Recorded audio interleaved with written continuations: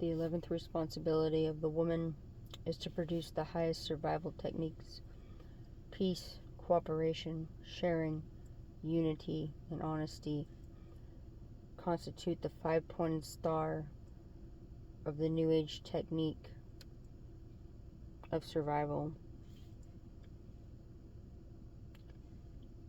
It is the woman in all educational fields who must emphasize these principles, for it is only through these principles that our children of greater success and joy in life. Who are her children? The children of all nations, even children of so-called enemies of her nation. She will prove that peace brings more interest than war. Cooperation creates greater success for all. Sharing makes one enjoy his portion more. Unity makes us economize the energies of nature and dispel all the fears and limitations of our conditioning. Honesty brings one's spiritual treasures forth into expression and establishes worldwide trust.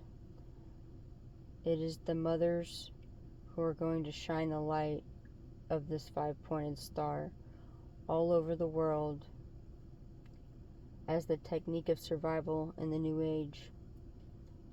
I know some mothers who have lost their children in the war. Every time a young boy enters the home of these mothers, they cry. When a friend came to say goodbye to his dead friend's parents, the mother embraced him for a long time and said to him with tears in her eyes, "Don't be killed like my son."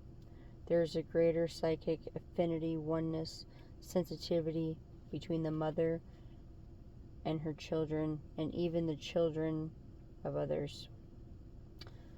When women stand for life, no power can defeat them. In the teaching, all the accumulated wisdom of the ages, as the teaching, it says that the greatest healing power is woman's heart, but is not referring to emotion or symbolism. It is referring to some kind of emanation from the heart center of the woman, which heals, encourages, inspires, and enlightens.